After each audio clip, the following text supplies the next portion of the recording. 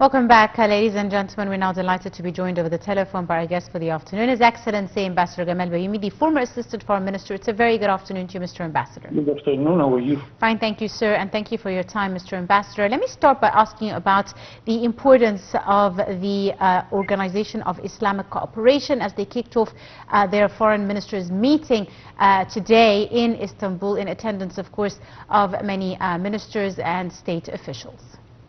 They seized the opportunity of being gathered in Istanbul, and they gathered as Arab States country also. And it's normal because some friends on the Facebook are questioning why in Istanbul. The answer is simple, because they are there. Instead of waiting until they meet in another place and another time, they got this meeting easier and in time. We hope that they always support the Palestinian question, yes, as usual, and they are doing fine, by the way. Many countries are supporting the Palestinian question. 154 countries voted in the General Assembly of the United Nations for a two-state solution, yes, and to stop the war. But unfortunately, the problem comes at the veto system, which is stopping all possibility of reasonable solution or decision. Indeed. Now, Mr. Ambassador, in his address today, the Turkish President Recep Tayyip Erdogan spoke about the Israeli attacks on Iran and how he said that these attacks were right before the round of nuclear talks with the United States, and such attacks were actually imposed by Israel to sabotage any negotiations, showing that Israel did not really want to resolve any issue through diplomacy. How do you see the Turkish President's remarks, sir? It is a strange position. Israel is making the sort of aggression against the Palestinians in Gaza. Now they are against Iran. Iran is using its right to self-definition. But what I see that the United States and most of the Western countries are blaming Iran for what I don't know. Iran is defending itself, and it's proved that Iran, according to the International Agency for Atomic Energy, that Iran has never reached the position of having an atomic bomb, while all of us, we know, and the Israelis confess that they have an atomic bomb without being a member in the treaty, yes, which is stopping this. So it is a strange position, like usual in the whole world, where we see this very unfair war. But in a war like that, no winner at all. No winner. Neither Israel is winning or Iran is winning, because they destroy each other, and both of them are losing, whether people or organizations and buildings and so on. So let us hope that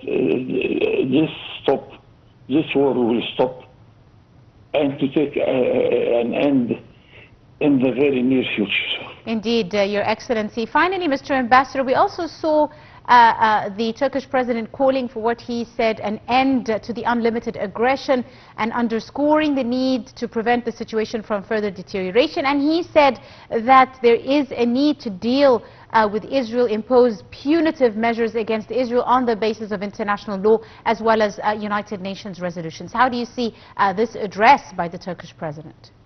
As a matter of fact, the Turkish President is saying what we all wants to say. All the Islamic countries are of his position.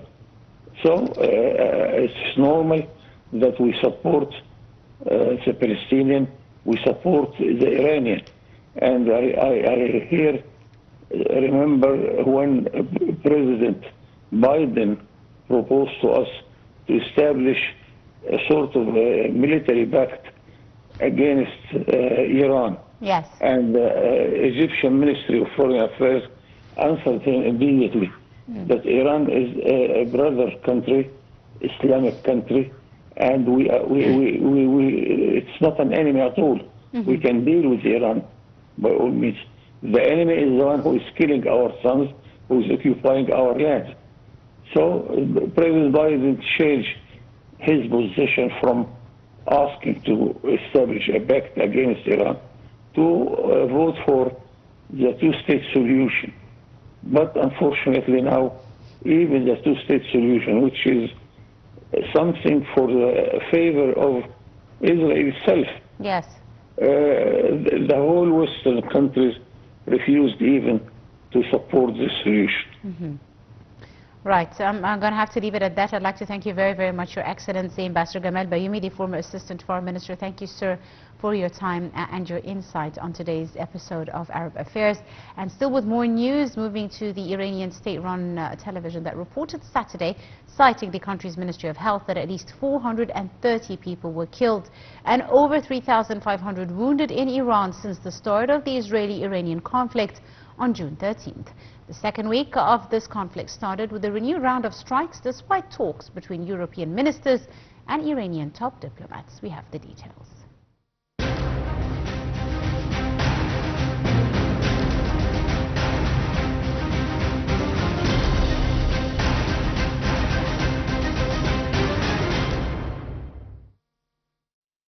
Iranian state-run Noor News reported Saturday, citing the country's health ministry, that at least 430 people were killed and 3,500 people were wounded in Iran since the start of the Israeli-Iranian conflict on June 13th. The second week of the Israel-Iran war started with a renewed round of strikes, despite talks between European ministers and Iran's top diplomat.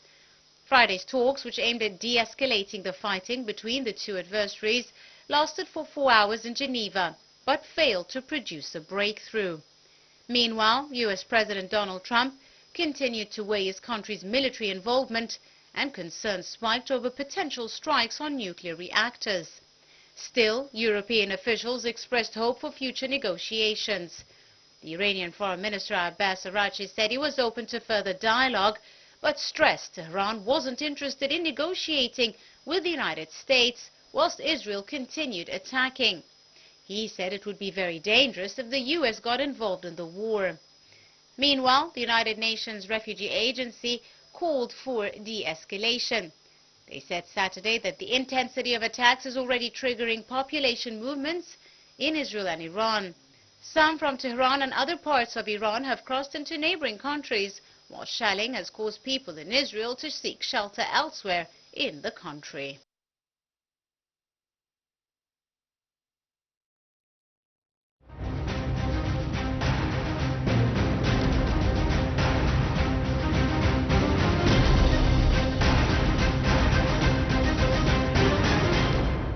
And on another front, Israeli fire killed at least 44 Palestinians in Gaza, many who were seeking food aid, whilst the United Nations Children's Agency said the scarcity of drinking water was at a crisis point. Meanwhile, the UN's Children's Agency UNICEF warned in Geneva that a shortage of fuel to operate wells and desalination plants in Gaza meant the enclave was facing what would amount to a man-made drought. We have the details in this report.